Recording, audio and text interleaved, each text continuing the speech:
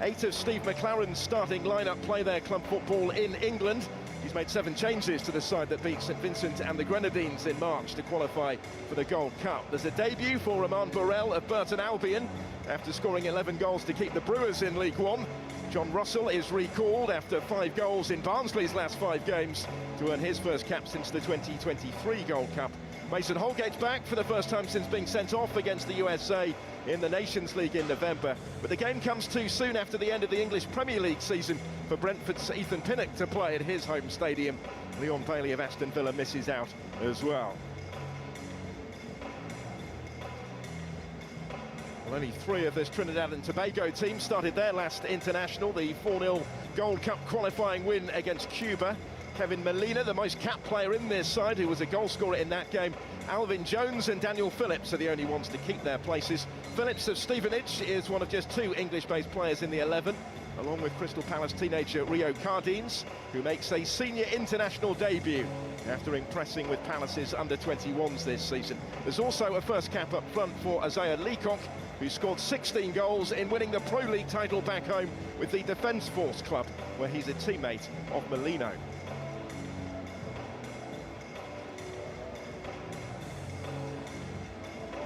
To say they know each other well is something of an understatement. Steve McLaren and Dwight York in opposition, having worked together previously at Manchester United. McLaren has handed a start, an international debut to Romain Borrell, Birmingham born, but qualifying to play for Jamaica and doing so today for the very first time after 11 goals in England's 3rd tier in League One with the Brewers this season. Also a debut for an English-based player in Rio Cardines, the 19-year-old from Crystal Palace, who's been with the Eagles for the last 3 years or so. He scored twice in 20 appearances for their under-21s, but gets to step up to the senior international stage today. Both bosses taking the opportunity to try out new players ahead of World Cup qualifiers in just a week's time, and the Gold Cup in the summer, for which they have both named provisional 60-player squads.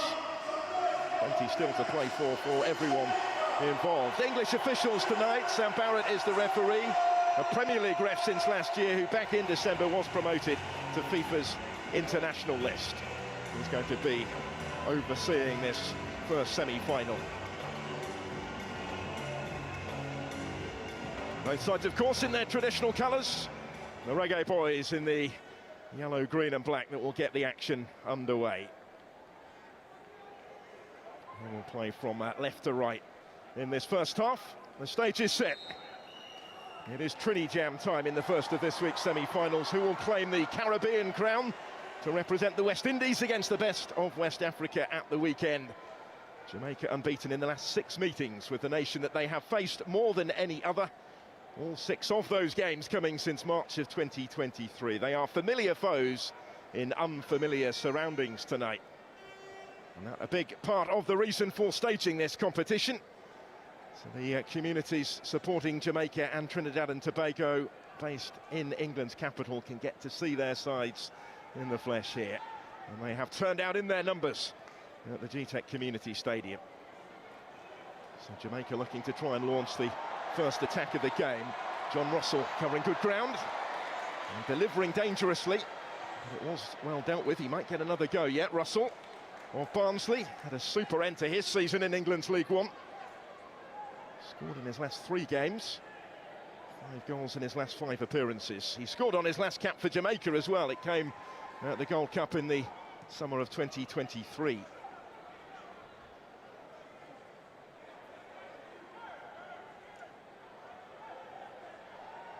Twisting and turning is Daniel Phillips. Jelani Peters.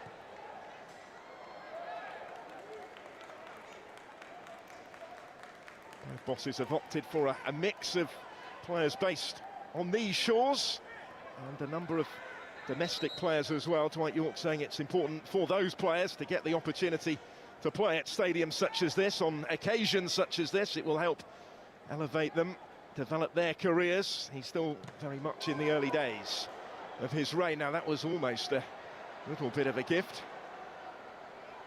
Sigh of relief breathed by the goalkeeper Shekan Davis. Jamaica foray forward. And don't get too far on that far side. Ronaldo Cephas was a goal scorer in the last game, the 3-0 victory against St Vincent and the Grenadines. To put Jamaica's place at the Gold Cup this summer in the USA. Both of these nations will be contesting that competition.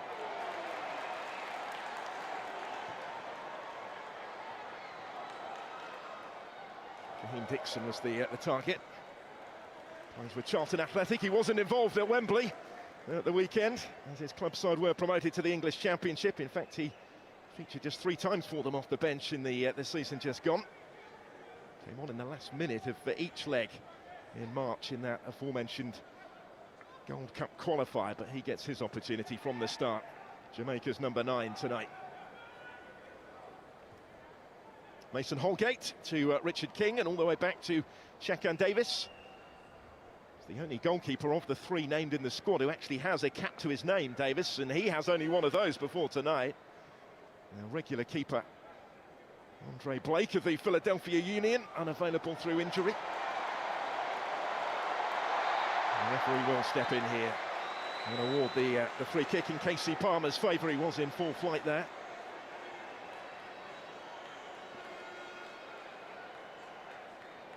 Phillips it was who stepped in to stop him after he got away from Noah Powder.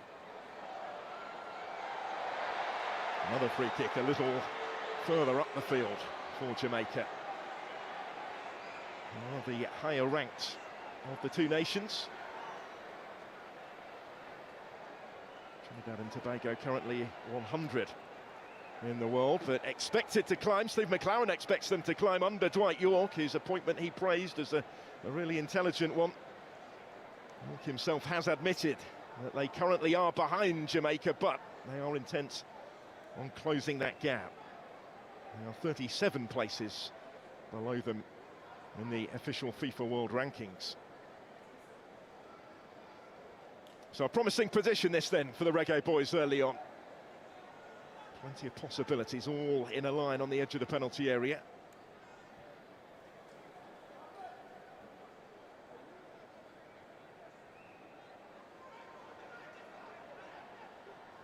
See what they can conjure up here. Trevor Sinclair, by the way, is the set-piece coach. A number of familiar names in the backroom team under Steve McLaren. So it's whipped in and dealt with initially. The presence of those that have ventured forward may still become relevant, but only after the throw. Didn't quite work as intended, that one. And Holgate spent the season on loan at West Bromwich Albion from Everton. He was sent off against the USA in that CONCACAF Nations League quarter-final back in November on his last cap.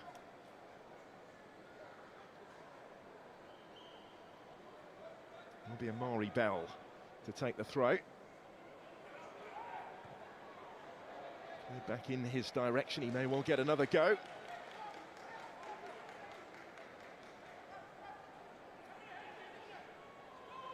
Well, Steve McLaren back in management in West London for the first time since he was sacked by Queen's Park Rangers back in 2019. Enjoying the challenge almost a year into the job now. He was appointed last summer by Jamaica. I was going to say back in the dugout in West London, but he's opted for a seat a little further back in the stands early on. Bell then again will try with the throw. And he partially cleared as far as Dixon and deflected through to Marvin Phillip, who has his first touch of the ball on his return to the team, winning cap number 92 at the age of 40. Wasn't expected to start today, but Denzel Smith, who's been the regular recently, hasn't made the matchday squad. So Phillips stepping in. A player who made his debut for Trinidad and Tobago all the way back in 2007.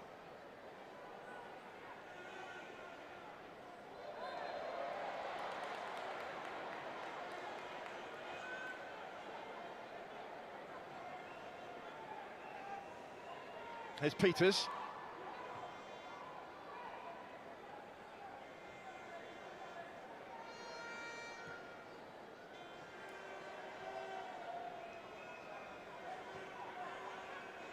afforded a little time on the ball at the back. The Soca Warriors. Andre Raymond operating down that left-hand side. He plays his football in Scotland. He's finished the season on loan from St Johnstone at Dunfermline Athletic. Now the captain Kevin Molino, top scorer in the side. Most capped outfield player with 64 including tonight. He's back home actually in Defence Force after a lengthy career in Major League Soccer. Leacock getting a foot in on debut. Tossing for that one was Burrell, trying to make his presence felt. Noah Powder under pressure. He's back to Jamal Jack, another vastly experienced defender for Trinidad and Tobago. His last 4 caps for them have all now come against Jamaica. Age of 37, debuted some 13 years ago for the national team. The player they call the Rock at the back, the heart of that back three. It's been the familiar formation employed by Dwight York so far in his short time in charge. Got the job at the start of November. It's only a 6th international at the helm, including one of those behind closed doors in Riyadh against Saudi Arabia in December, which was outside of the international window.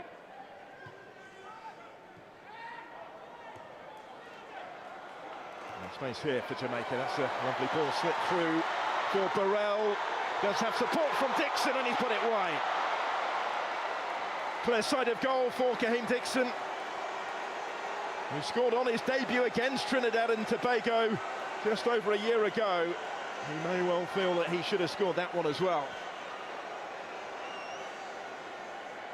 Been played on, I think, by Jamal Jack was Burrell. And he cut it back for Dixon to strike it first time. Out wide it whistles. Clearest opening so far, just didn't quite have his angles right there, did he? And some promising early signs from Roman Burrell on debut, and fashioning that opportunity. There's Gilbert, working it wider. Trinidad and Tobago with plenty in the penalty area, but was a bit too much on the ball in. Just unable to locate anybody in red. Dante Gilbert of PSV Eindhoven was the intended target there for Rio Cardines on debut. Cardines capable of playing on either side. He's been operating really as a wing-back for Crystal Palace's under-21s under Darren Powell this season. Getting his chance on the right. And he has spent most of the club's season, even though perhaps his preference is for the other flank. Russell infield to Dixon. He still has it here. Kaheem Dixon goes down right on the edge of the penalty area. Only just outside, according to Sam Barrett, who is reaching for the yellow card to punish Noah Powder for the challenge on him. First caution of the contest.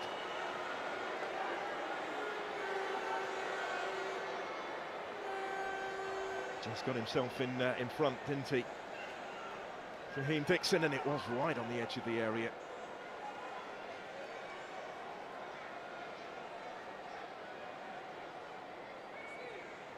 There was the one trying to get back. He just clipped him. Jamali Peters, the defender really that Dixon had got in front of. So still plenty of possibilities here for Jamaica and for Casey Palmer, who will assume the set-piece responsibility. His first call-up of the calendar year. Another who operates, of course, in England's Championship with Hull City. A bit of time to think about this one. Palmer was close. He was very close. The reaction will tell you that. Still looking for his first goal for his country. It's cap number 14 for Casey Palmer tonight. He certainly sensed his chance here. He was very nearly able to take it despite that considerable wall. Side netting only. Did have a bit of a gap to aim for. Here they come again, and it's another free kick, again right on the edge of the penalty area. Well, Jamaica are beginning to station themselves, and it's another yellow card.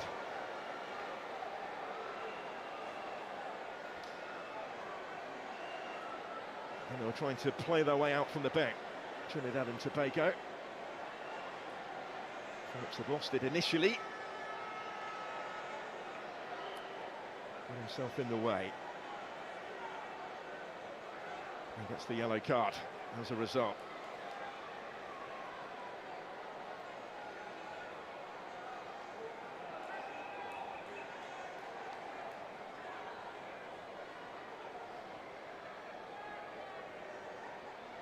So Palmer to try again.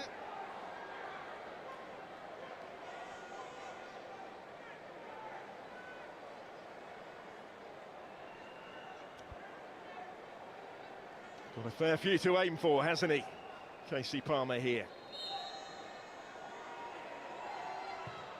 Really good ball in, but it was emphatically dealt with. Arnie Peters back there. Could take no chances.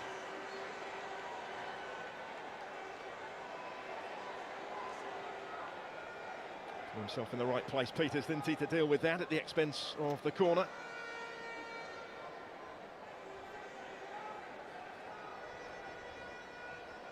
We're being kept busy on set-piece duty.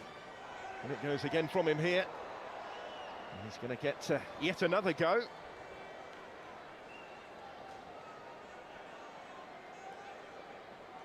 Richard King up from the back. Always a target in these sort of situations. Didn't quite catch it as intended, but there was another corner taken quickly. In by Dixon. Comfortably through to Marvin Phillip.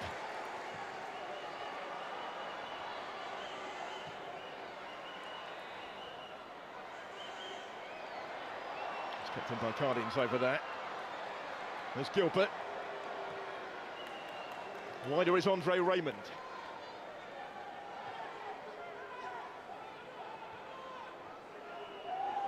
It's neatly done by Molino. Taldo touching it wider.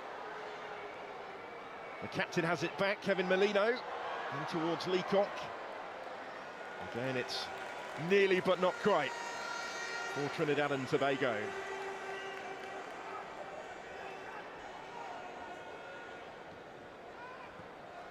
Steve McLaren, as I mentioned, watching on from afar. Maybe he was in somebody else's seat. Didn't appear too happy about it, did he?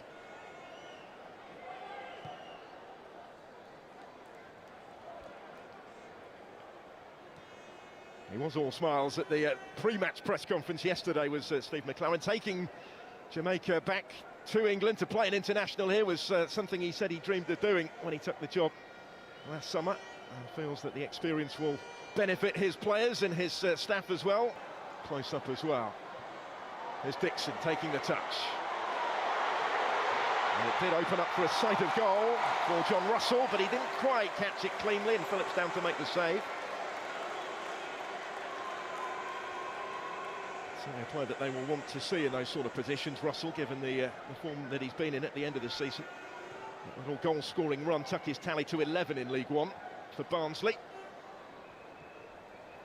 And so far in Jamaican colours. That was on his last cap at the last Gold Cup in the USA against St Kitts and Nevis. He was called up last September without getting a game and hasn't featured since until this evening.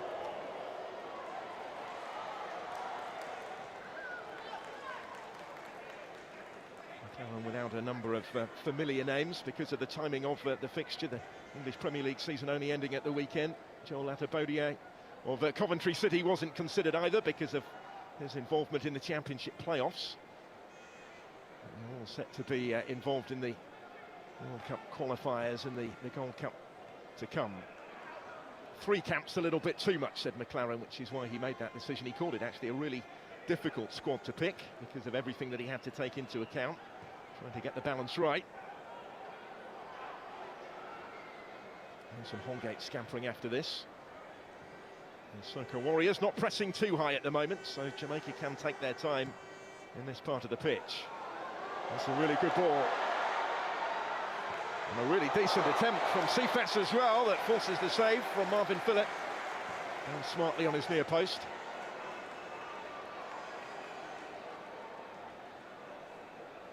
A couple of occasions they've threatened to get in behind in these opening exchanges, Jamaica.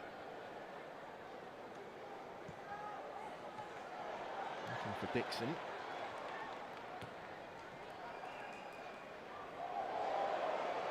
Rightly done initially by Phillips. He skipped past a couple. Not the third, and didn't get the free kick that he was hoping might follow. Instead it's Kaheem Dixon for Jamaica.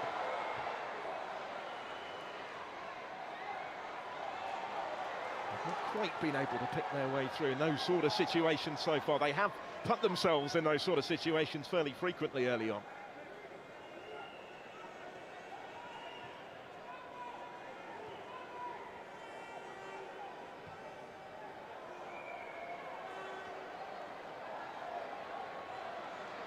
Cardines has covered good ground. They'll have a go at the end of it. It was an awkward one for Davis. He answered at the second attempt. Cam Davis on his second cap.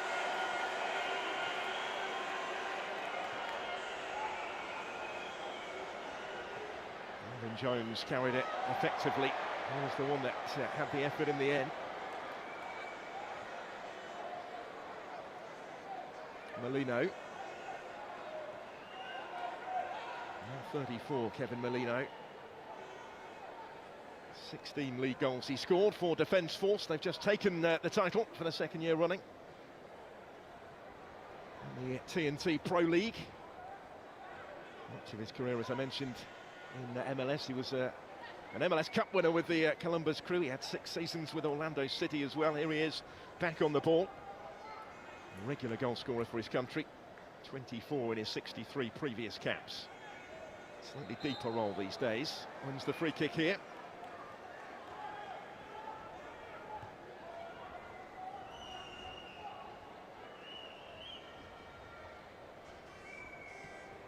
Jelani Peters, it's his first call-up since the 2021 Gold Cup.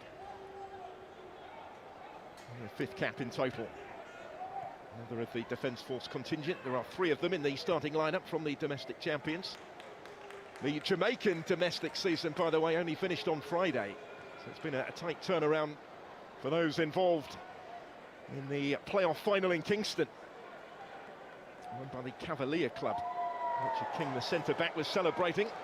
Scored in a penalty shootout success. There's Raymond. It's a good run from him. And as far as Phillips, deflected. Makes it well wide of the target in the end.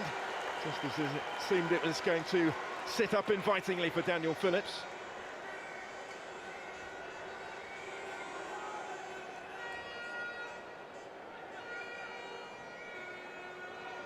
Got it there to Isaac Hayden, who closed him down quickly.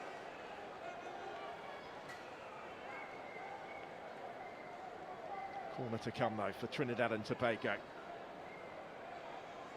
Both they and Jamaica well positioned in the second round of CONCACAF World Cup qualifying at the moment. Both dreaming of a second ever appearance at the World Cup finals next year.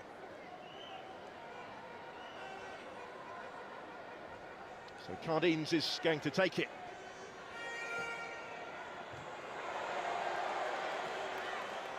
I was hoping he might get another go there, but not so.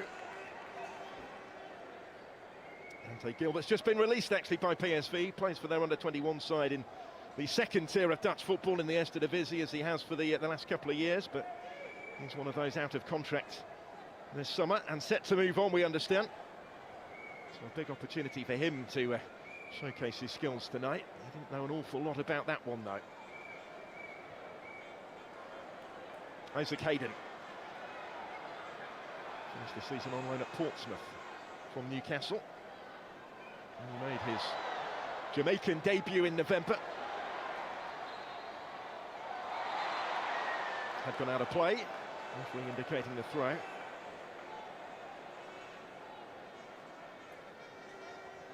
Alvin Jones, one of 2 brothers in the squad. His elder brother Jovin is on the bench today. He's also here with them.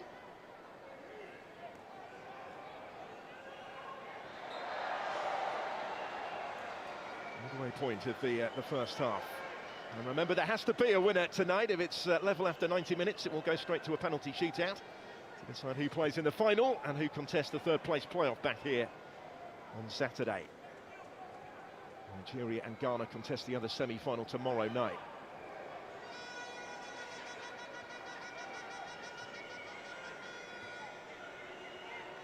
There's Phillips.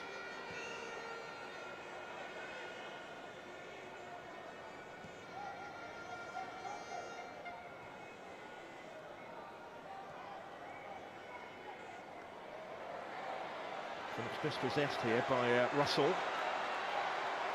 Cephas in support. Fast feet from him, and the referee is going to say penalty this time.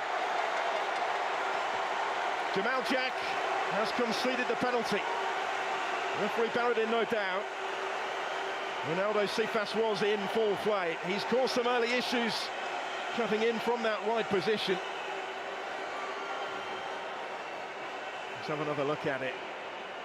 He's left a little isolated, Jack, here. Left the leg in, clearly inside the area. And the referee had a decent enough view, I think, of it from there. There's the penalty. And the opportunity for the Reggae Boyz to strike first in West London. The Trinidad and Tobago supporters, who are stationed behind Marvin Phillips' goal, trying to play their part in making this more difficult for Casey Palmer. He's the one that is going to step up and take it, and scores coolly with a Panenka penalty from Palmer to score his first goal in Jamaican colours. Player who learnt his trade not far from here with Chelsea has scored for Jamaica from the spot in really cool, confident fashion. Takes a bit of nerve to do that, but I guess this is the sort of occasion where it may well be fitting. And he will certainly remember his first international goal. First goal for anybody actually since he scored for Hull City at Stoke City back in September.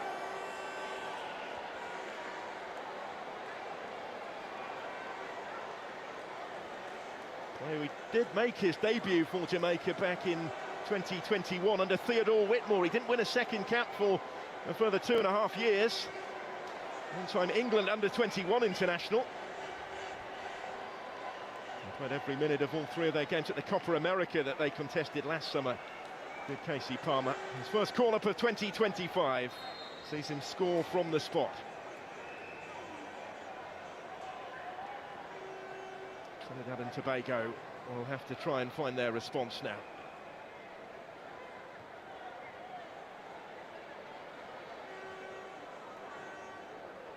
And they have been served notice to a certain extent in those sort of situations, conceding a couple of free kicks right on the edge of the penalty area.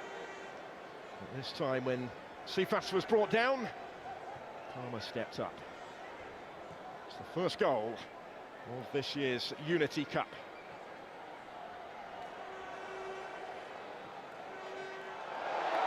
And here comes Jamaica in search of more, maybe.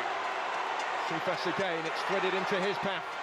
And it was a dangerous ball across goal that Burrell couldn't quite reach. He put himself in a useful spot to try and do so, Romain Burrell. The Soca Warriors struggling to deal with Cephas at the moment, though. He's the one causing plenty of the problems. Picked out by Palmer this time. Just a fraction too far in front of Burrell. Plays in Turkey with Ankara Gücü as Cephas these days. A couple of seasons playing for them. And it's advantage McLaren over Dwight York so far. Both involved, of course, in that famous treble for Manchester United in 1999, York's first season at the club. McLaren arrived as an assistant coach halfway through it. And when Dwight York made the decision that he wanted to move into management, McLaren was one of those that he consulted with in real depth. A big help to him, he says. And now they're going up against each other for a third time already. These nations having met in 2 February friendlies. And there will be a yellow card for the goal scorer here. Tracy Palmer is the one that has conceded the free kick. And it's cost him a caution. And looking at that, I think the contact came from Mason Holgate. It will be his card. Which is the third of the game already. He is the first Jamaican player to have his name taken.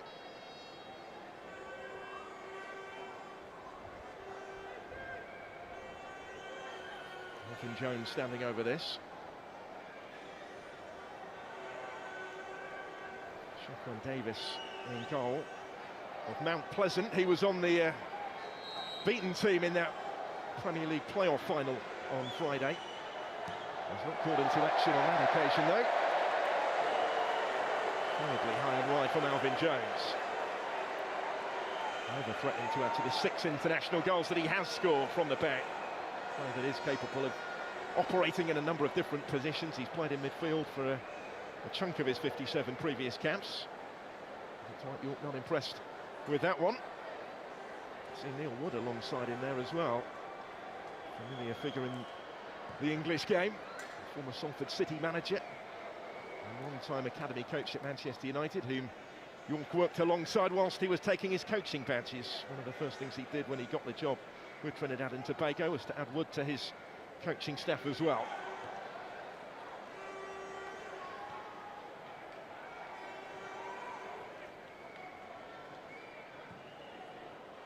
There's Raymond. Molino. A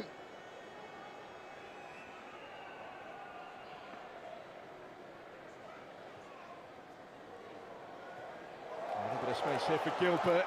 Neatly into his path from Raymond. And good defending. Holgate came careering across to make sure he got himself in the way. He got to that first. Gilbert taking up some dangerous positions for Trinidad and Tobago. It's a lovely ball from Andre Raymond. Directly into his path, but he wasn't afforded really the chance to take that touch because of the presence there of Holgate.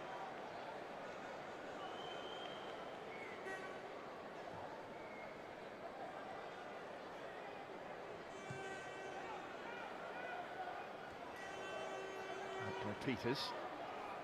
Palmer there to pick up the pieces. Here's Dixon.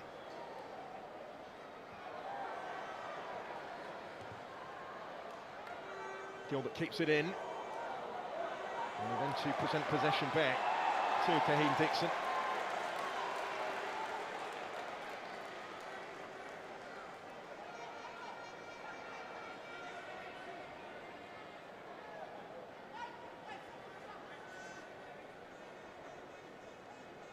Next, Lembakisa is the right back who's going to take the throw. Spent the season with Barnsley on loan from Wolverhampton Wanderers. He actually debuted for Jamaica as a 19-year-old against Trinidad and Tobago 2 and a bit years ago. It's the 8th time that they've met since March of 2023. And Jamaica, as it stands, are on course to make it 7 unbeaten in this fixture.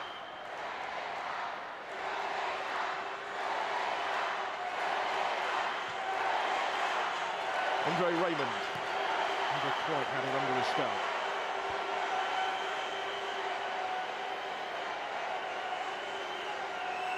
Regardless of the outcome on the field, both sets of supporters determined to enjoy the occasion tonight, determined to seize the chance to see their side in action.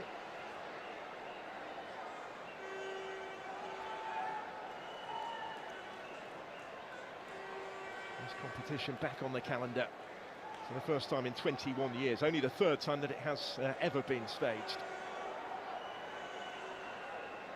Jamaica have been ever present in it. 2002 and 2004, the first couple of iterations of the Unity Cup. Also staged in London, at Loftus Road and the Valley, respectively. Brentford's impressive GTEC Community Stadium will be the venue for all 4 fixtures this year over the course of the next week.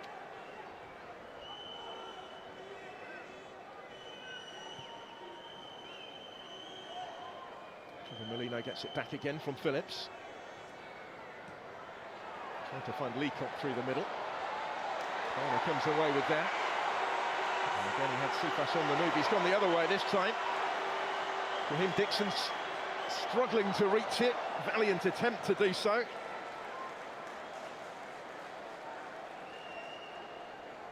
Notable that he switched to the right-hand side, and it's Burrell through the middle. He's the opposite way around at the start. And equally capable of swapping again, I think, those two.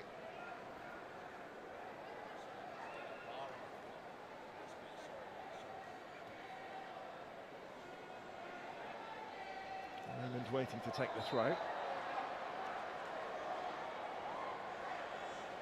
So on Molino as they tussle forward on the touchline.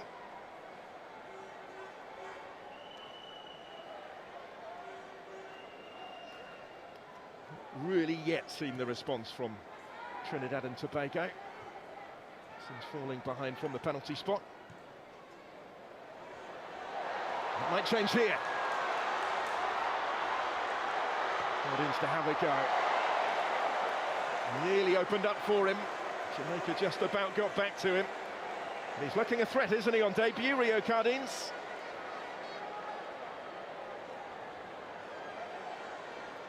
Still only 19, rising through the ranks at Crystal Palace. Yet to make a senior first-team debut for them. He's made his senior international debut before he has it at club level. And he fancied his chances maybe of getting a debut goal here. Of real promise.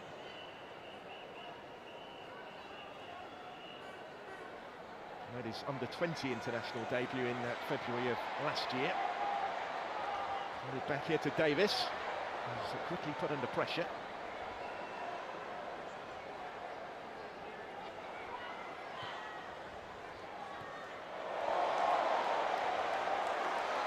And Bakisa.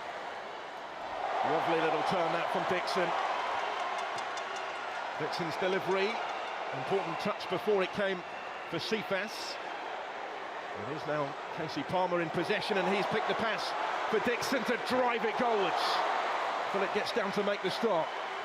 Went back by Lembakisa. And this time the goalkeeper is able to grab it and keep out Casey Palmer.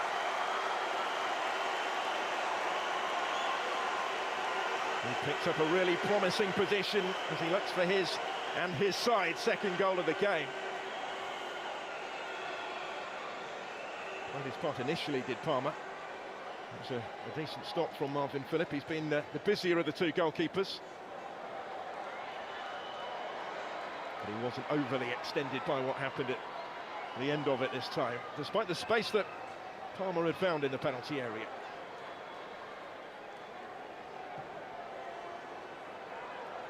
And Bakisa back doing the day job here, guiding it back to Shakan Davis. If it does go to penalties today, he's had some practice as Davis, because he came on right at the end of extra time in that Premier League playoff final on Friday, especially for the shootout, but couldn't prevent his Mount Pleasant side losing it against Cavalier.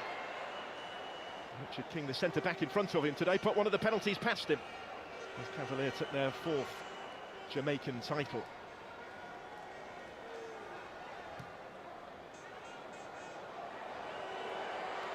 It's going to come through for Burrell. The assistant is flagging though. Everybody else had stopped before Ramon Burrell put that in the back of the net. Never going to count though.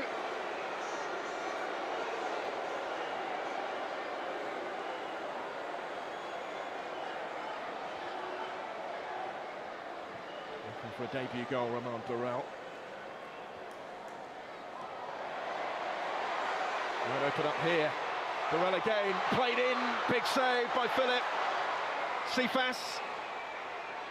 And still, and he couldn't quite take it out from under his feet to get his shot away.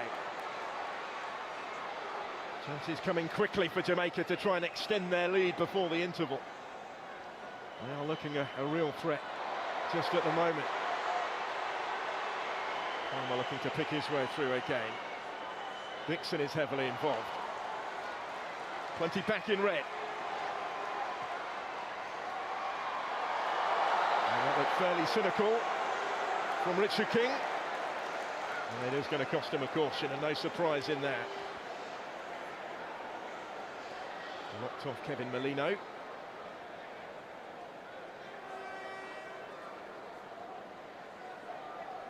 Thought that he had to do something there because there was plenty of space in behind them. He was a title winner at the weekend, playing in the 6th consecutive international, Jamaica's number 6. Pretty animated in the last few minutes. Steve McLaren watching on. 10 games he's had in charge so far before today, since getting the job at the end of July. Just the 2 defeats, 4 victories so far. And it is his first job in management since he was dismissed in West London with Queen's Park Rangers in the Championship in 2019. And that spell, of course, is Eric Ten Hag's assistant back at Manchester United. He was technical director at Derby County as well in between.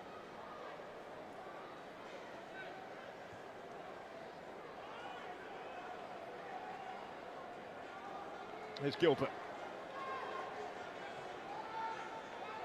Molino.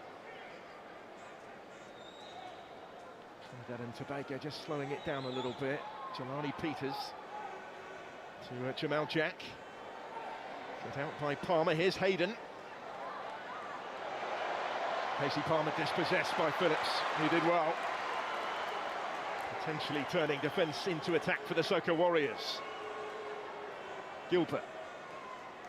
Kevin Molino. Gilbert's continued his run.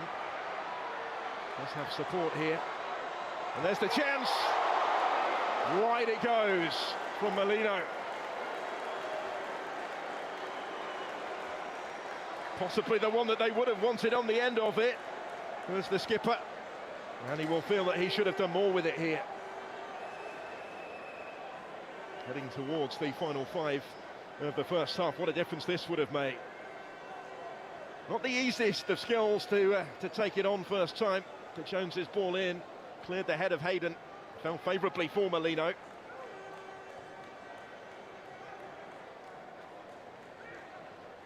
Well, that sums up the spirit, maybe, doesn't it, of this competition. Mbakisa.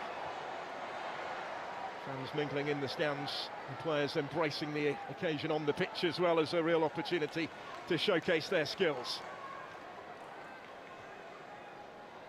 The Unity Cup, a competition that goes beyond sport, really. Not the primary reason why it has been brought back for this year. They've been trying to do it, the organisers, for a little while. It was initially planned pre-COVID to get it back on the calendar. It hasn't been possible until this year, when the stars have aligned.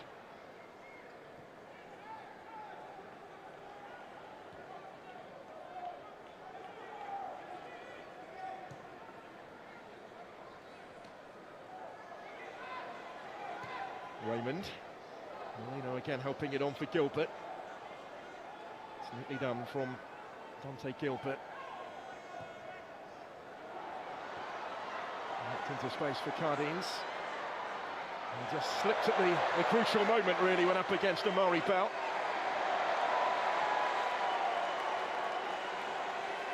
Amari Bell of Luton Town, who was relegated from the Championship, relegated for the 2nd successive season. He was a Premier League player just over a year ago, but he will be a Luton Town player no longer at the end of his contract this summer.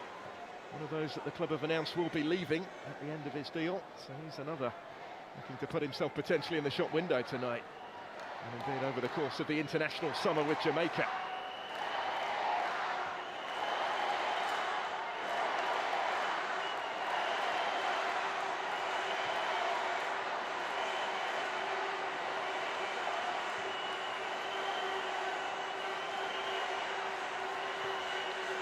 Richard King goes back to Davis. There's Hayden. Mason Holgate.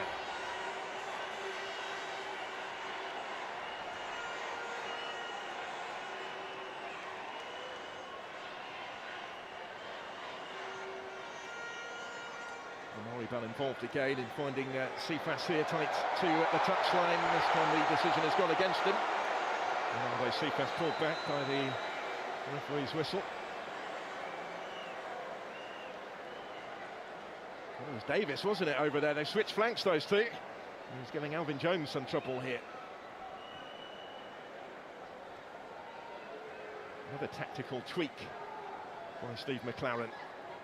Switching the wide players. He's seen something else that's called for his attention. His team need to remain switched on at the back as well, and maybe he's just getting a little concerned at the changing balance of play as this heads towards half-time. Trinidad and Tobago starting to find more of a threat, maybe, the longer the first half has gone on.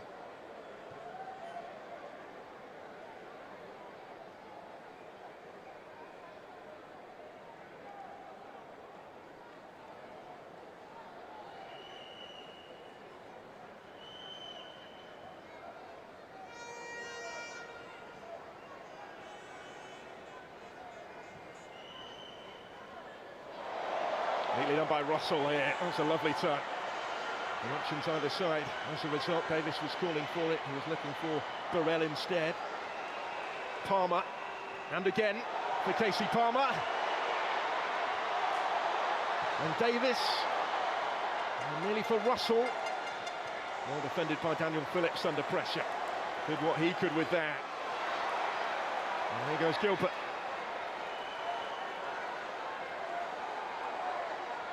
Bakisa going all the way with Dante Gilbert. He'll start halting his progress.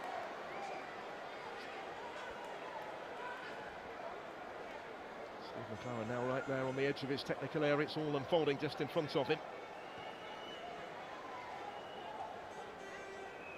It would appear that he will have a bit to say to his side at the break. They've been the dominant force for long spells of this first half, certainly the early stages of it, but since the goal went in, they've not been able to extend their advantage, and it's starting to look a more slender looking lead at the moment.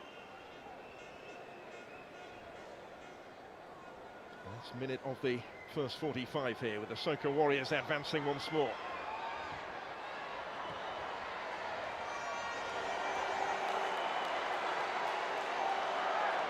And Burrell was the solitary target for that one. And it was misplaced. The other side hanging around at the restarts though here. It's been a really good tempo to this opening semi-final. Noah Powder taking the touch.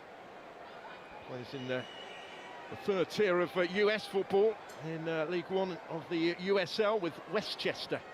Their first ever senior international, Noah Powder. He's lost 2 caps, have both been starts in this fixture. Played in the friendly in February as well, as we go into just a solitary minute of additional time at the end of the first half.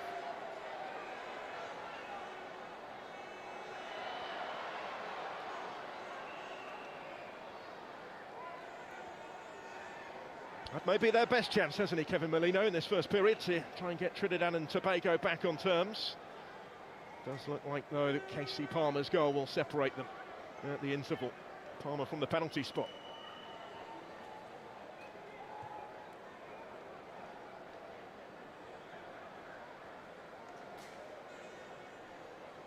We'll see changes, I'm sure, from both sides in the second half. Mixing up the minutes a little bit, giving plenty of players opportunities. And that is that for the first half here, and Jamaica with the slender lead.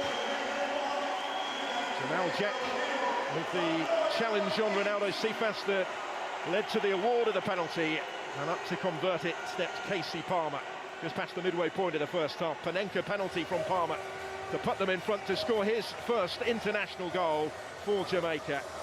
And it's the goal that separates them at the interval here. But the Trinidad and Tobago supporters will still harbour hope as well as the teams head for the tunnel. They've created enough since falling behind to suggest that this is far from finished. But at the break at the GTEC Community Stadium in Brentford, it is Jamaica 1, Trinidad and Tobago 0.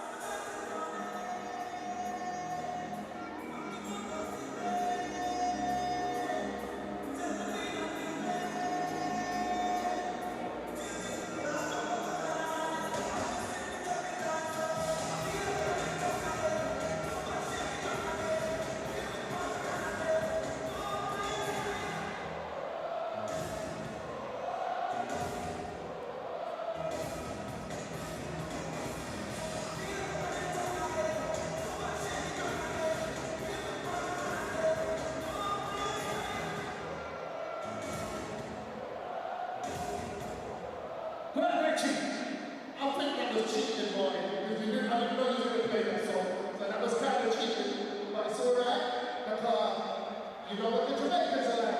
When we represent Jamaica, we'll post it in another, right?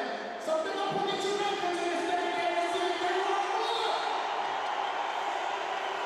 He played the right song, that was kind of funny, and you want why not from this video. But see as he said it's a sound clash. You want me to kill him? If you want me to kill him, say yes.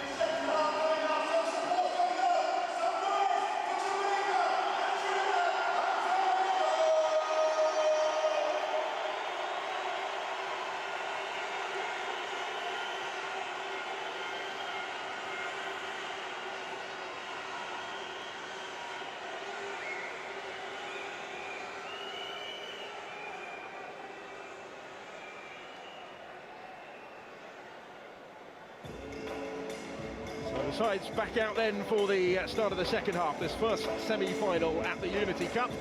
Just the one goal so far between Jamaica and Trinidad and Tobago, scored with that penalty by Casey Palmer, just past the midway point of the first half. It's all that separates them so far. Trinidad and Tobago have had openings in pursuit of parity. Well, I certainly believe that they are capable of getting back in this game. It's all Caribbean contest.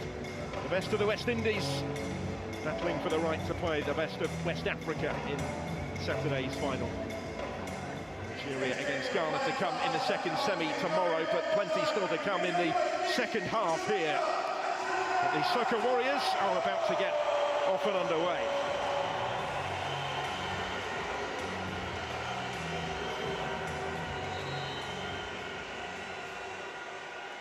So it is Trinidad and Tobago to get this second half started. Can they get themselves back in this semi-final? We'll certainly sense their opportunity. That penalty, the difference at this juncture. Important preparation for both as well, ahead of those World Cup qualifiers to come. Maury Bell under pressure here, has lost out against Cardines, and it required Davis to come and deny him. Big opening for Rio Cardines. That's twice he's come close to a debut goal, the Crystal Palace player. Didn't look an awful lot of danger here, but Amari Bell just dwelt on it a little bit. Cardines did get to it first. Bell grateful to his goalkeeper.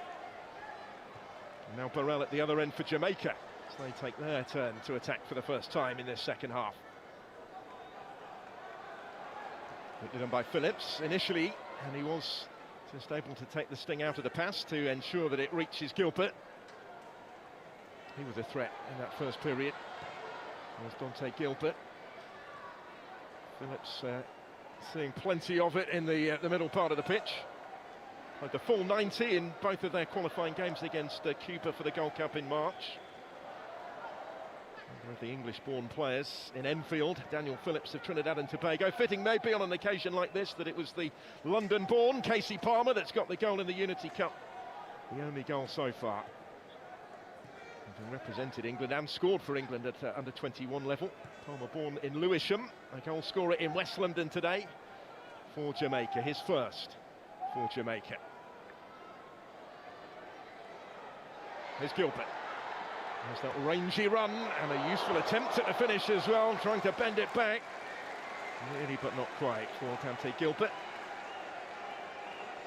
Looking for his second international goal for Trinidad and Tobago. He scored on his last start, a 3-1 home win against Cuba in the CONCACAF Nations League back in October of last year. Scored on his last appearance for Young PSV as well in the second tier of Dutch football against Utrecht in May, the start of this month.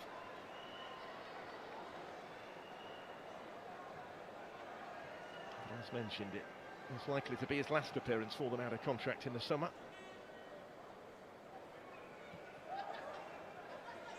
Amari Bell.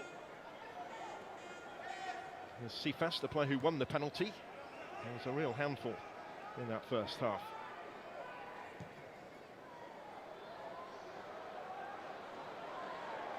Down beautifully by Davis.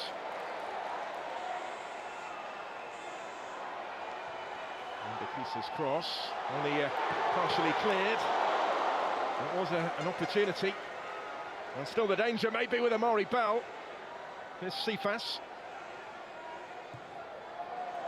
Nothing at the end of it for Jamaica this time. But there was a chance for Kaheem Dixon. Had a big one of his own earlier in the game. Bakisa's cross was problematic. It was cut out and cleared only as far as Kaheem Dixon, but there was a big block in there to deny him. Took it on first time with power.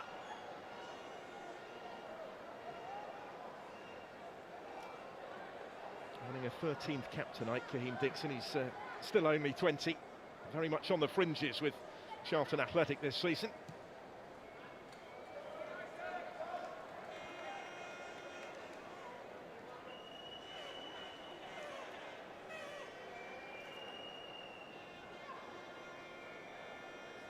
I'm surprised to see so many of the English-based players starting for Jamaica, particularly given how their domestic season only finished on Friday. Steve McClaren talking about the jet lag involved that some of his players are really experiencing for the first time. And it hammers home, he says, to those domestic-based players the commitment of those playing in Europe to make that journey frequently during the club season to represent Jamaica. Well, reversal for this friendly. Davis clears it away. Trinidad and Tobago currently still a player short here.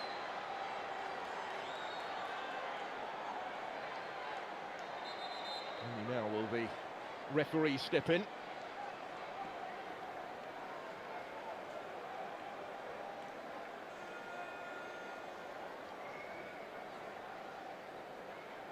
A little break in play while some treatment can be administered to Isaiah Leacock, who's struggled really to get into the game on debut. Had an excellent domestic season, scoring those 16 league goals in winning the title with Defence Force. Nobody anywhere near him really when he went down there on the edge of the penalty area. Just lost his footing.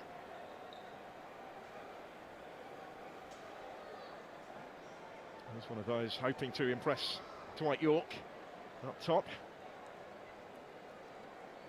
The last time that Trinidad and Tobago played in London was back in 2006.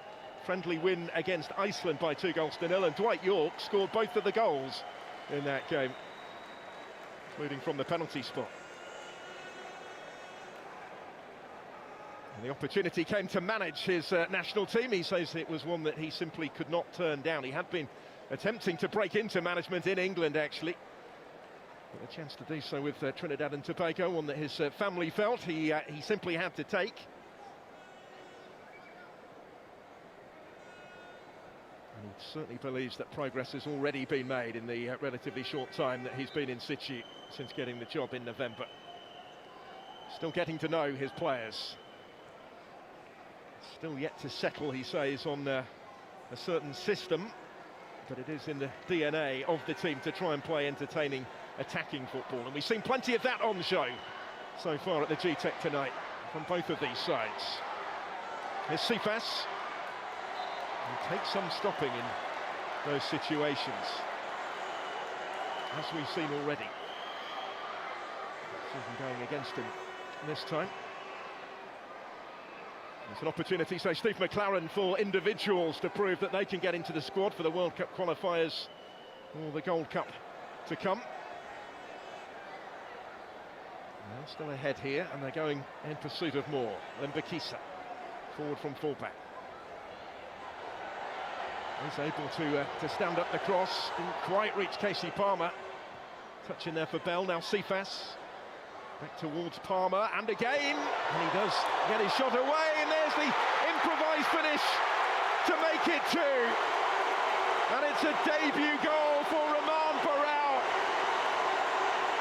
And a goal to remember in every sense.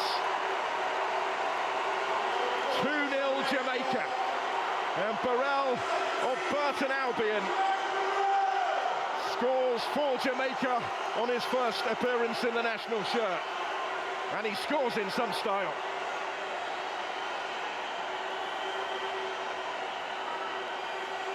Two English-born players on target for Steve McLaren's Jamaica in England in the Unity Cup. Trinidad and Tobago will be frustrated that they didn't deal with the danger. They had a couple of opportunities to get it clear. Palmer was denied by Marvin Phillip, but Barral certainly wasn't. Watched it carefully and finds the spectacular finish. Palmer, who scored the first from the spot, playing his part in that one as well. And what a moment for Romain Barral.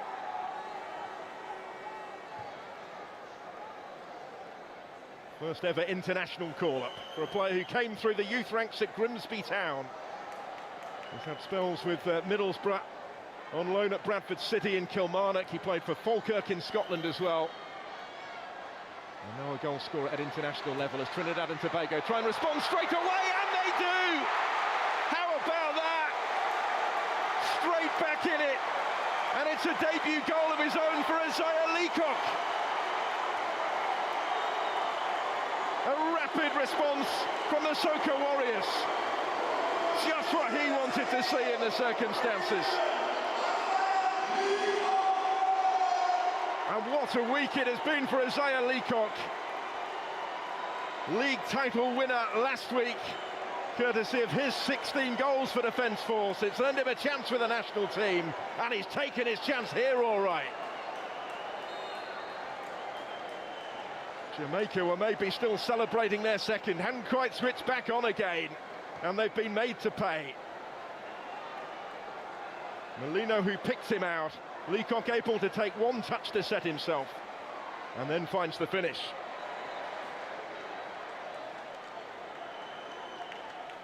Two debut goals at either end in a matter of moments.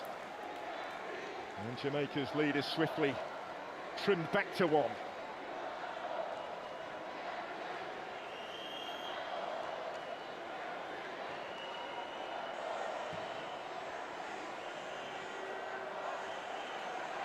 Wonderful entertainment which continues here. Jamaica take their turn. Well through the middle.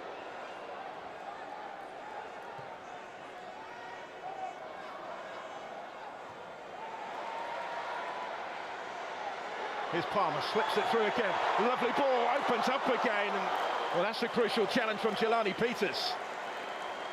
Shuts the door just in time on John Russell.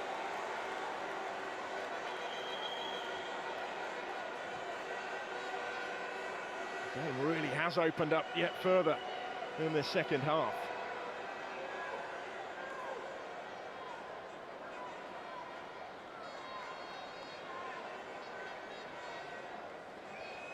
So Palmer to take responsibility from the corner. Not quite as troubling as it might have been.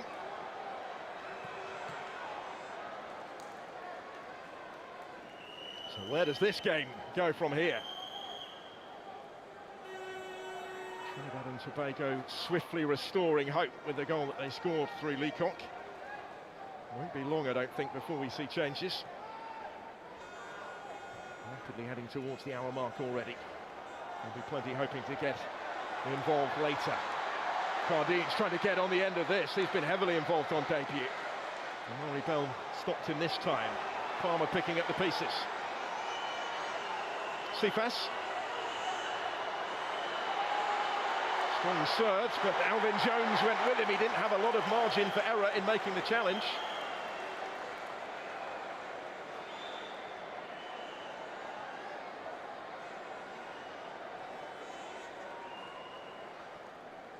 Did what he had to do here, Alvin Jones. It's a real key duel between those two, really, in the overall context of the contest.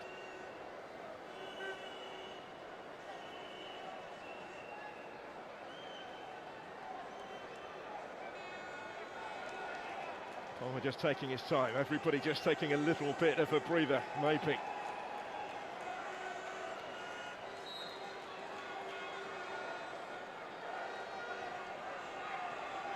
So in by Casey Palmer, and goalwards by Burrell. And they'll get another go on the other side. Final touch there was a Trinidad and Tobago touch.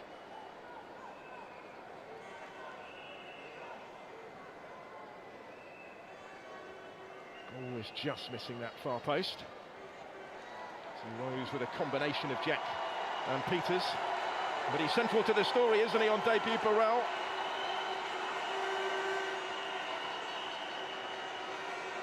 They might just have a new hero.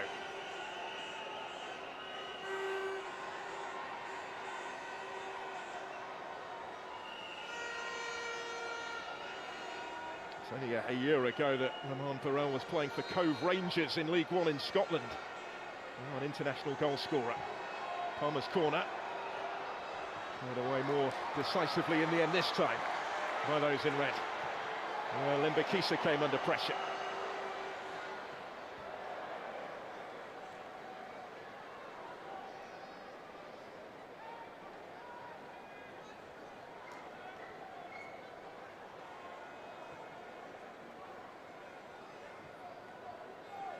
Trip of over 7,000 kilometres for these two nations across the Atlantic. And they are rewarding their communities here in England's capital.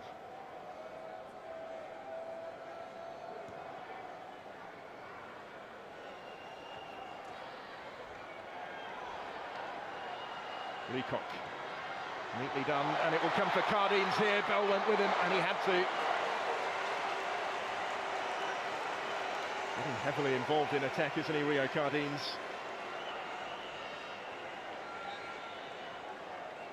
Did well to reach that first, but Amari Bell stuck to his task. Comes out here for Noah Powder. Never troubling the target with that one.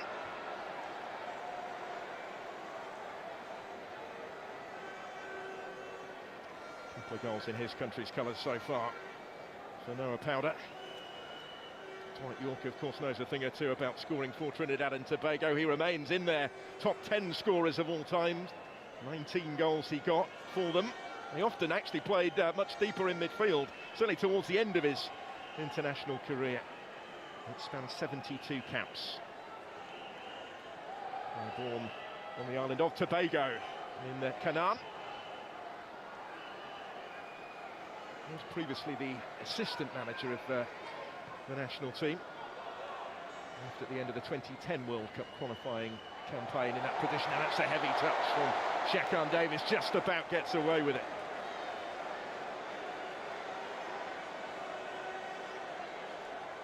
Trinidad and Tobago not hanging around here. Alvin Jones with the cross. Comes back in his direction.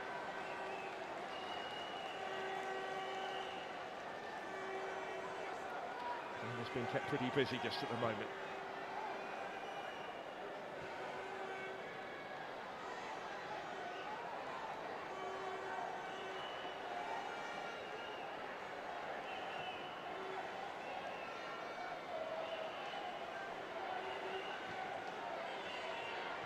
Cardins in space again.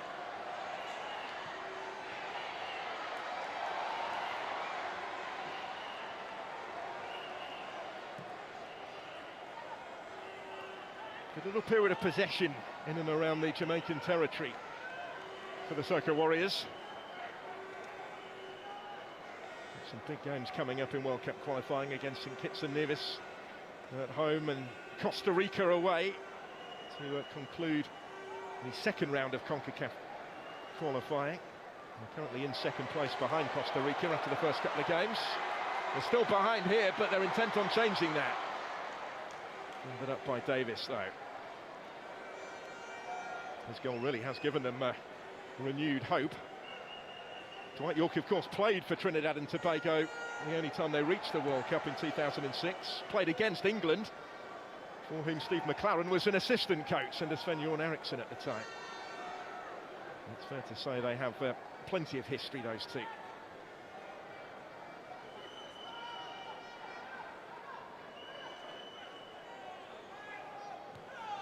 We are going to see some changes shortly. I think there's activity down on the touchline at the moment. Just a bit too much on that for Gilbert. Couple of changes being readied by Dwight Yorke. Rion Moore is going to come on, and Christian Lee Him as well. Part of a double change by the boss to freshen things up at this juncture. No surprise in that at this stage.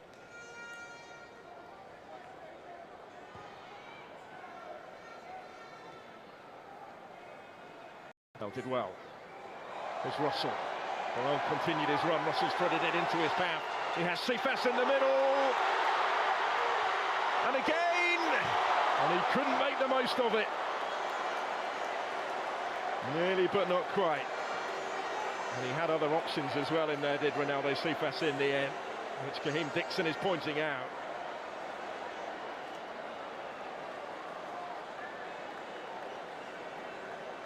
Look at the space that he was in here initially. Caught in two minds whether to play the pass with back to goal. And certainly Kaheem Dixon, I think, made it clear that that would have been his preferred option from there. Went for the back heel instead. It got another go. Did Cephas. Nearly, but not quite. Prominent part that he's played. McLaren is readying changes of his own. He's also going to bring on, by the way, Ravel Morrison shortly, who was only called up yesterday, only joined up with the rest of the squad yesterday, having initially been omitted by McLaren.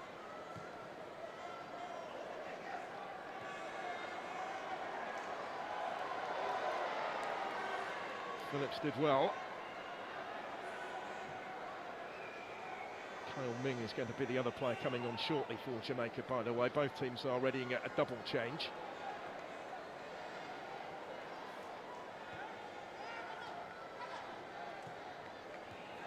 It looks like Daniel Green, who's down there, who's going to come on for McLaren's men shortly.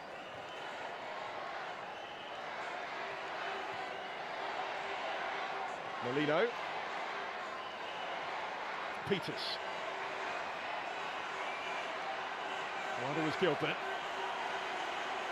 Still beautifully balanced, isn't it?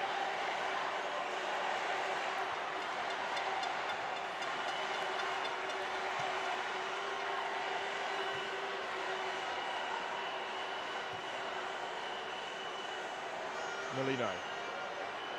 He'll get it back from Daniel Phillips here. Kevin Molino, no way through. It's a painful looking collision as well. Isaac Hayden looks like he's come off the worst. He's the one that stayed down. Molino now getting back to his feet again. But Hayden flat on the floor.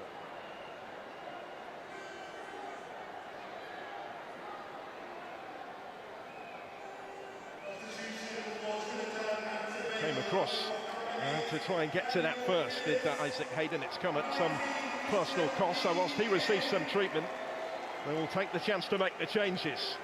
And the goal scorer coming off for Trinidad and Tobago, Isaiah Leacock. Scorer on his first cap is going to be replaced here. And Daniel Phillips making way as well. So Rion Moore is into the action, and so too Christian Lee Him. For his first call-up since November of 2023. He will take the place of Phillips in midfield. And Moore will go up top First call-up since September of last year.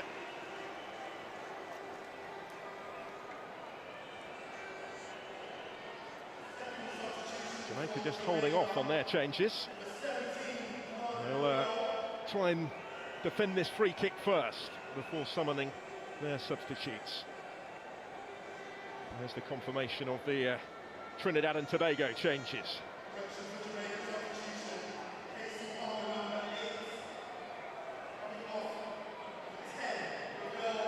Sardines may well fancy this. He is something of a set-piece specialist. We've seen that already on his international debut.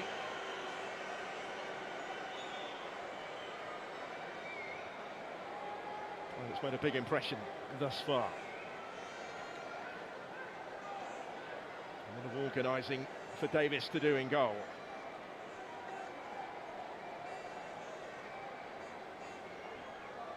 He's been the regular backup goalkeeper on the bench over the course of the last year or so before winning his second cap tonight. Will he be required here? Rio Cardin stands over it for Trinidad and Tobago with an inviting sight of goal. So they try and get themselves back on terms from two behind.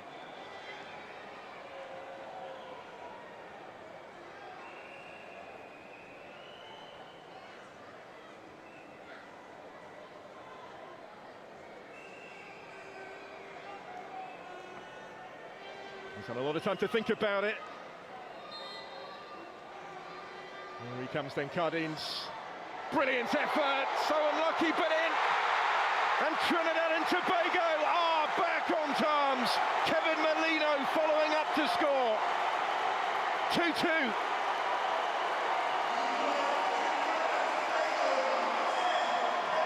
The skipper scores for the Soca Warriors. He was the one in the right place to profit after that brilliant free kick from Rio Cardins. Davis's luck out in goal.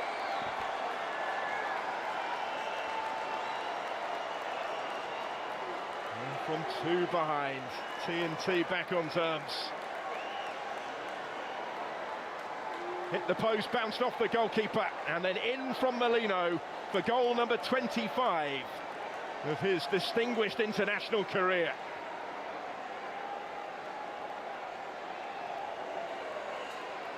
It's an excellently struck free kick. It took the wall out of the equation despite the positioning of it. When it hit the goalkeeper, it could have gone anywhere really. It could have gone in, but instead it fell favourably for Molino.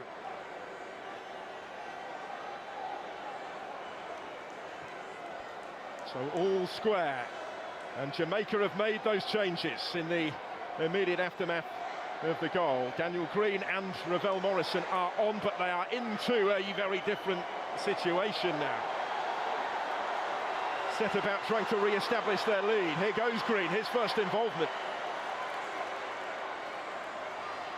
There's a number of the Mount Pleasant players that suffered that penalty disappointment in the domestic Premier League playoff final at the weekend.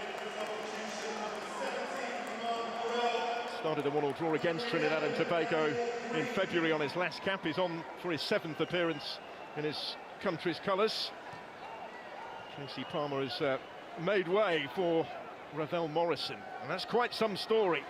Morrison's return, having initially been excluded by Steve McLaren, who said he couldn't pick him because he couldn't watch him. Morrison currently plays in the 3rd tier in the United Arab Emirates, and not even available to watch on video, said McLaren. But he had a bit of a change of heart yesterday when Morrison was summoned to the squad, and is winning his first cap for over 2 years tonight.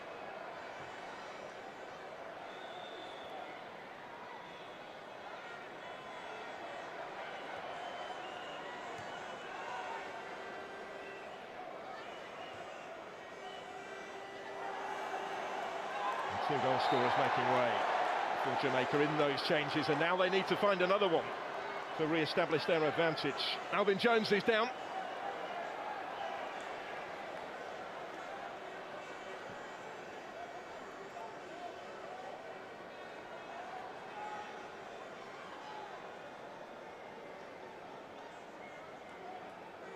That was the challenge on him by the substitute Daniel Green.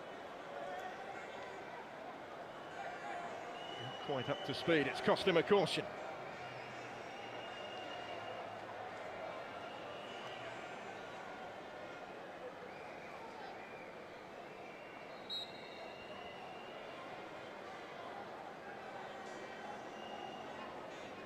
Going to be okay to continue is Alvin Jones here.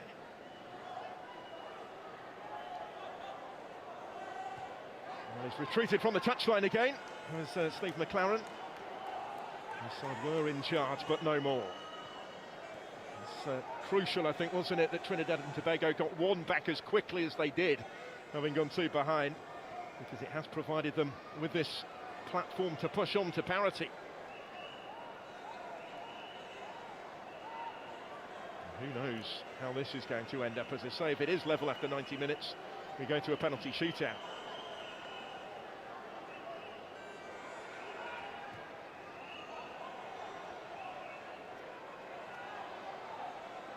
The last meeting between them did end all square, 1-1 in Kingston in February.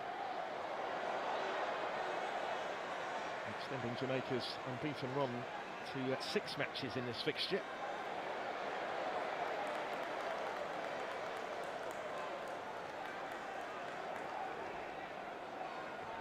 Fixture that has been contested 72 times previously between these rival islands. Now Cephas opens up for Jamaica. Goalkeeper can't hold it. Morrison trying to follow up. Just unable to force it in. Almost an instant impact from the returning Ravel Morrison. And relief for Marvin Phillip, who made the initial save but seen it run loose again. That had already proved costly once in this second half. To make the stop from Cephas. Credit as well Alvin Jones, who got across to make it more difficult for Morrison than it might have been. But Jamaica so close to re-establishing their advantage. He's a player, Morrison, that Steve McLaren has worked with previously at Derby County, knows what he can do, the quality that he has. But he didn't know whether he was in the sort of condition to be able to make a difference in international football at the moment, given the level that he's playing at in Dubai. The 14th different club of his career that began, of course, so promisingly at Manchester United.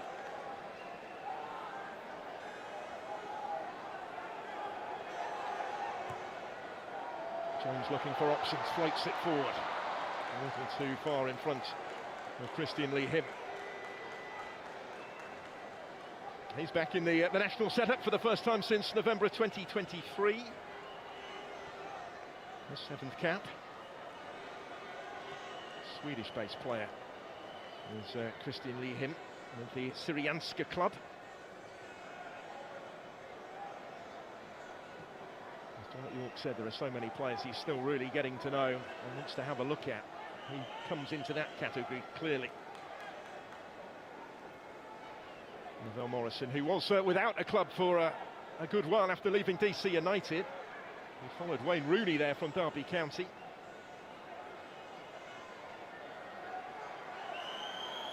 Never quite really been able to find a home at club level.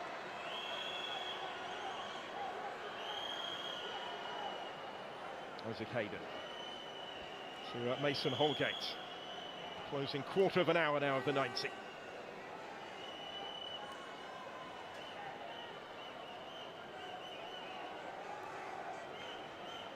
2 games ahead for Jamaica as well. They've won their opening 2 World Cup qualifiers in the second round in Group E. They certainly want to win this one.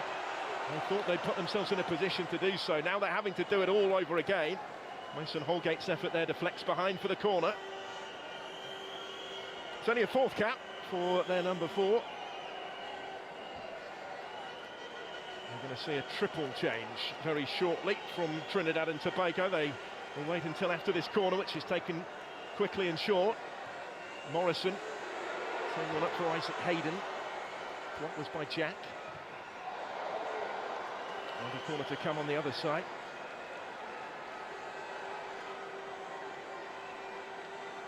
Richard King forward from centre back. It's played short into his feet. Plenty to aim for in the middle. No free kick given on the edge of the area. They're not too much really by way of a Jamaican process either. There's some Holgate up from the back. So the changes will happen here for Trinidad and Tobago. Jovin Jones is going to come on. He's the most experienced in the squad. Kevin Molino making way, having got his goal, played his part. Squared it up at 2-2. Jovin Jones really can play anywhere. Two-time MLS Cup winner with the Seattle Sounders back in the days. But playing in Trinidad and Tobago with the Police FC club. The 6th all-time in their list of appearance makers now. Also on is Justin Garcia, with Dante Gilbert making way. Justin Garcia is a defensive player. And the final change sees John Paul Rochford introduced as well. Cap number 15 for him. He also started against Jamaica in February. Peter's the other player making way. So Garcia will replace him at the back. Rochford, who's capable of the spectacular, will take the place of Gilbert. And Jones for Molino. So the two brothers on the pitch at the same time, Jovin and Alvin, as they often are for the Soca Warriors.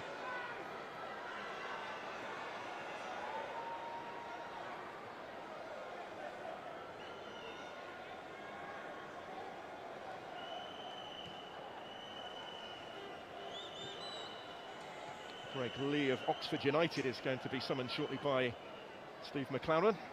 Once of Oxford United himself, of course. Another change is imminent. Just receiving his instructions there. The left back scored 6 goals actually in the Championship season for Oxford, including against Swansea on the final day of the season earlier this month. He had missed Jamaica's last 4 internationals, but is back today.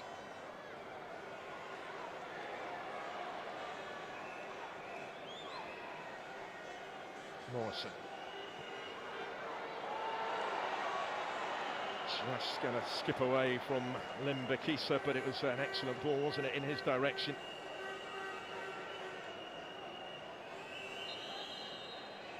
Morrison trying to bring that quality to midfield. Limbakisa had made the run for him. I think the change is going to happen here. It will be a 24th cap for Greg Lee tonight. Another of the English-based contingent coming on. Might mean a little bit of a reshuffle because it's Kaheem Dixon over on the far side of the field there that has been replaced. He is capable of playing further forward, but you would suspect a reshuffle as a result of that change.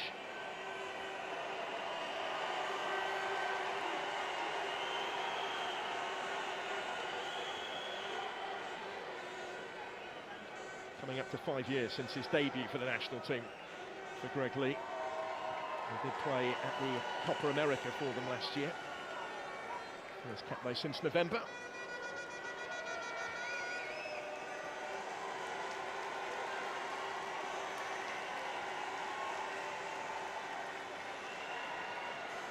Daniel Green was able to reach it. Limbakisa was looking for Holgate, who was a little fortunate that it did end up dropping in his direction, and then he was dispossessed unfairly. So a free kick and a yellow card as well for the challenge on him by Rion Moore.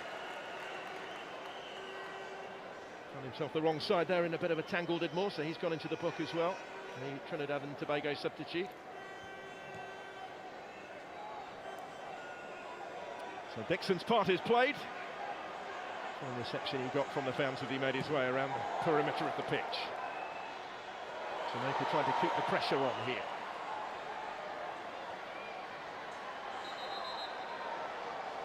The referee has stepped in though, because Jamal Jack is down with the suspicion of a head injury.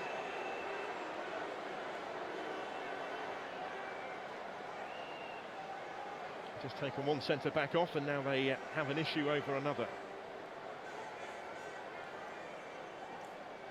do have Sheldon Pato on the bench, by the way. He's been recalled for the first time this year. I hope that it's a change that they don't have to make, but he will have to pass all the protocols to be able to continue, will Jack. And a decent game back there. A game that is still very much in the balance, that could be heading to the penalty shootout potentially.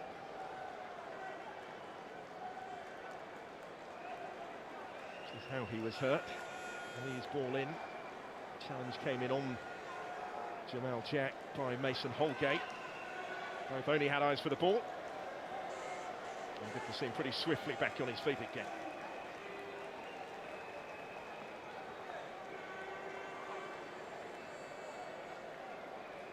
Applause as well from the Jamaican fans in the spirit of the Unity Cup.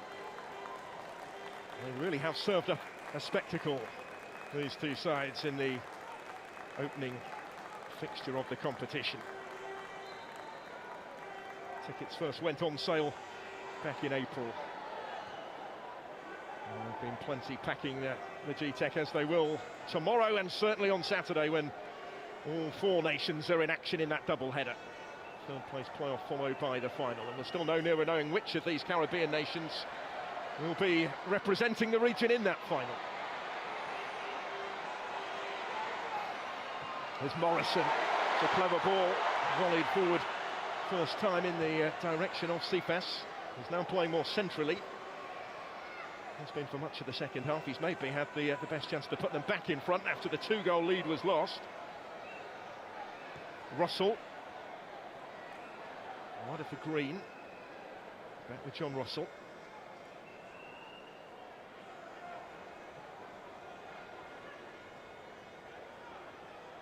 Mason Holgate.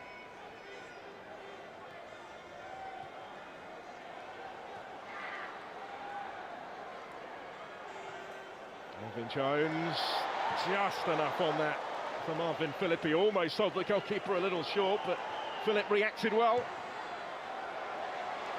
That's an excellent ball, and it opens up here for Trinidad and Tobago, maybe to go in front for the first time. Big save from Davis, still the chance for Cardines and wide.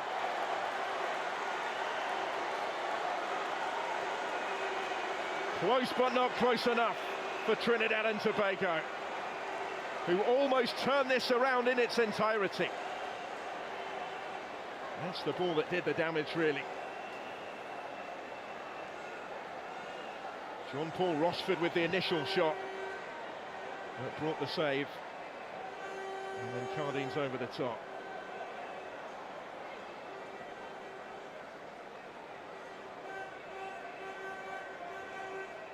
Well, close on more than one occasion, Cardines. Rossford deserves real credit. He'd made the run. It was a brilliant ball that picked him out. He called Shekan Davis into action. Lee forward at the other end here towards Amari Bell. Furthest forward we've seen him. What a frantic final 5 of the 90 we could yet still have in store here.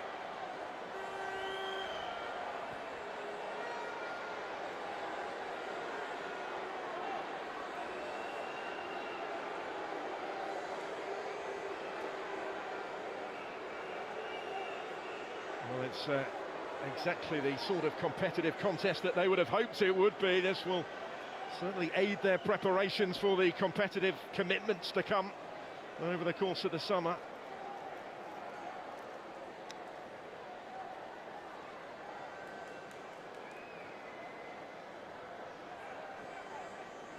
It was Greg Lee that played it forward here, and Alvin Jones just stretching himself and then hurt a little bit maybe on landing as well.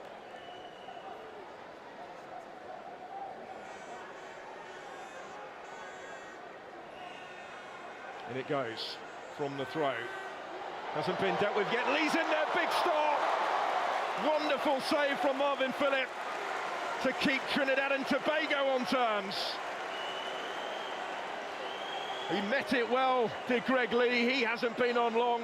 Might have thought he was going to be cast in the role of match winner there, and would have been perhaps, but for the flying frame of Phillip.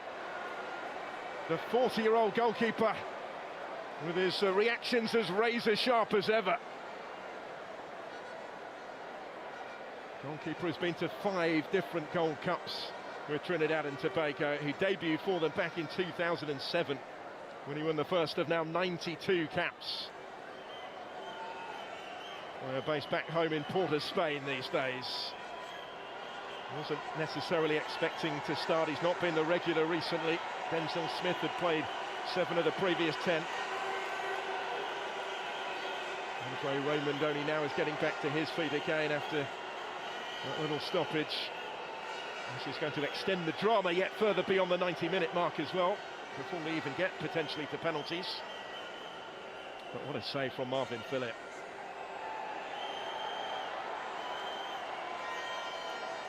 Some domestic titles as a cricketer as well back in the day.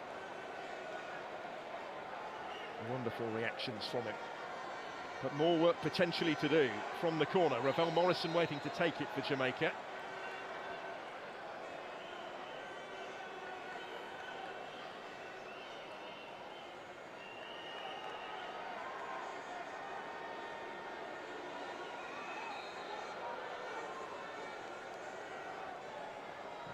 So it goes from Morrison into a threatening area. Cleared out as far as Daniel Green here. And that pass wasn't as precise as it needed to be, and it could spell trouble actually. Here comes the counter maybe. Just couldn't quite keep his feet. Initially Jovin Jones, and well, the chance that was looming had gone. And still maybe make something of it. There will be a free kick to follow.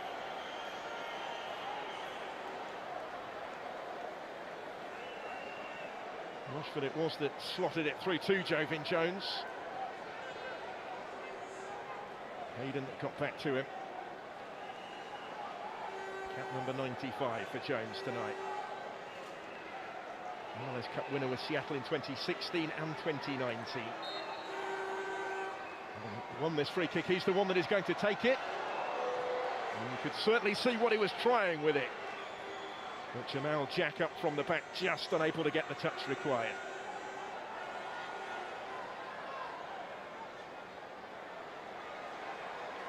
Didn't miss the top of his head by much, did it? And neither side settling for a shootout.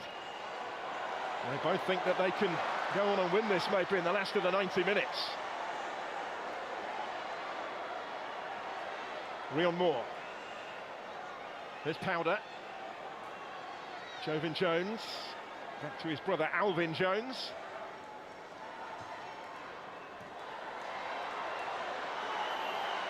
Oh, it was late. Jovin Jones nowhere near the ball. The yellow card is out straight away for the player that has taken over the armband after replacing Kevin Molino. And he's gone into the book as well here. Wilson Holgate was clearly in front of him, and well, the referee was right there as well. He almost took Sam Barrett out with that as well. Indisputable caution. 10 times on the touchline as we head into what will be 5 additional minutes. 5 minutes for either side to find a winner before the possible penalty shootout. Maybe the probable penalty shootout. Sifas brings that down. He stayed down. Limbakisa.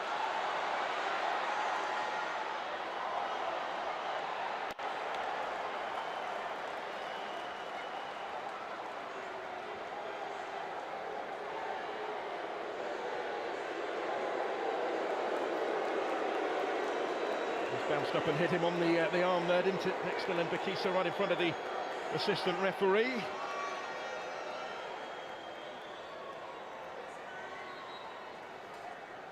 they've been richly entertained.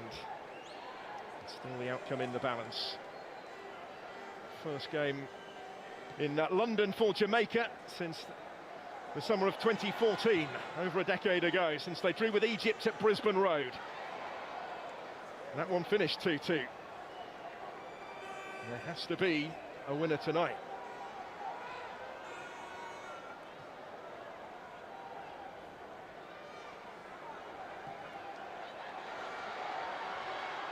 Well, is that going to fall? Making the way of Moore. Seeing one up for Jovin Jones. Jamaica have got that quickly. Rochford. And then the attempt is just too high. But he applauds the intention. John Paul Rochford has made a difference since Dwight York brought him on from the bench. Only one thought on his mind, really, looking to locate that far top corner as he cut in on the right foot.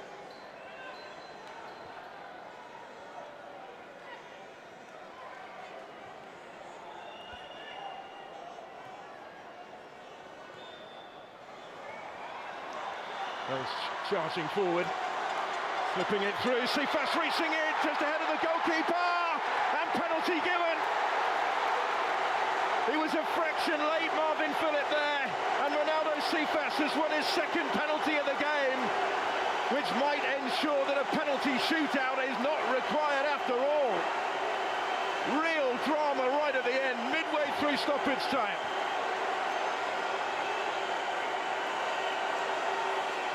He did brilliantly to get on the end of it, to get there first. Bellwood slipped it through to him. Got in front of Justin Garcia. Marvin Phillip had to come. There was no margin for error as he flung himself at the feet of Ronaldo Cephas. And referee Barrett has pointed to the penalty spot for the second time in the game. Well, Phillip was beaten by a Panenka from Casey Palmer in the first half. Palmer long since substituted, so it's going to fall instead to Richard King, I think, here to maybe win the game.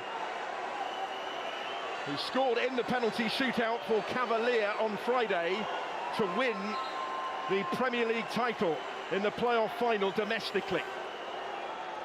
What he has never done yet is score for Jamaica. It's cap number 23 for the centre-back tonight. He's the one that has the responsibility on his shoulders, up against Marvin Phillip. Powerful penalty. King finds the top corner, and Jamaica surely have won it after all. Richard King from the spot. The Reggae Boyz, the Kings of the Caribbean tonight. Although in the midst of all those celebrations, they will remember that they conceded almost from kick-off when they scored earlier in their second half. But they are almost there. Richard King kept his composure. A wonderful week from the penalty spot it has been for him. A league title just 4 days ago, and now a first international goal. And Marvin Phillip, who conceded it, just couldn't quite keep it out.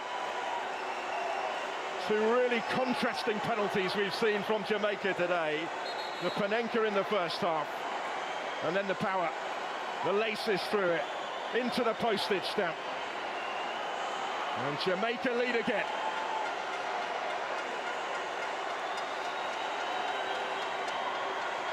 And they will have what remains of stoppage time to hold on this time, to prove that lessons have been learned from last time. Can Dwight York's team do it again? Trinidad and Tobago will throw everybody forward for these final flurries. Because of that, they could be caught out by Cephas again at the other end. He's had quite some game. His priority, though, having reached it, will be to hold on to it this time. Andre Raymond snapping at his heels to try and prevent that. Morrison helping out for Jamaica.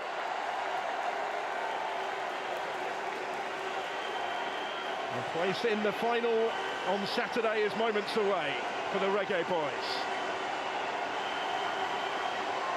Their recent dominance in this fixture against their Caribbean rival set to continue. But it's a game really that could have gone either way. A game that has encapsulated everything that this Unity Cup was designed to be about. They'll just try and hold it up here for as long as they can, and Jamaica have done it. Relief for the Reggae Boyz at the end as they settle it from the spot in stoppage time. Steve McLaren gets the better of Dwight York. Trinidad and Tobago, who battled back from 2 behind to get themselves level, left heartbroken at the conclusion when Richard King stepped up from the spot. His penalty ensuring that a penalty shootout wasn't required. Marvin Phillip conceded it and then was beaten from the spot for the second time in this semi-final. Casey Palmer had put the Reggae Boyz in front in the first half. When the lead was doubled by debutant Roman Burrell, they looked well set for victory. But what spirit showed by Dwight York's team in response. They were straight back in the game when they got one back. They were back on terms when Merlino made it 2-2. And that is the way it stayed until stoppage time. No wonder Steve McLaren is all smiles. His return to management in West London has a happy ending tonight, and a final to come at the weekend against Nigeria or Ghana, who will do battle tomorrow for the right to meet the Jamaicans in the final. Trinidad and Tobago will have to settle for the third place playoff. Full time, Jamaica 3, Trinidad and Tobago 2.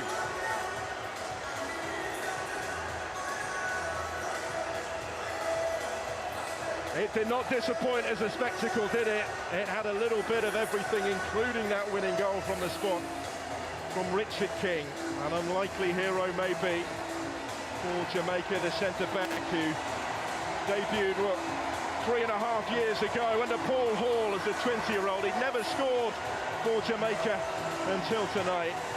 He did get 4 goals in the Jamaican Premier League in winning the title of the Cavalier, including scoring the first penalty in the shootout. He is something of a specialist from the spot, and Steve McLaren was able to count on him when it mattered most at the end. What also matters most is the entertainment that both of these island nations have served up for their supporters today, who've taken the chance to watch them in person in England's capital. They really have put on a show. The party in full swing for Jamaica. And both will be back for more at the weekend as part of Saturday's double-header here. But it will be Jamaica that will play for the cup in the final. Trinidad and Tobago, who certainly played their part in the entertainment offered up at the G-Tech this evening. And there are plenty of positives that they will take from that performance. Signs of further progress in the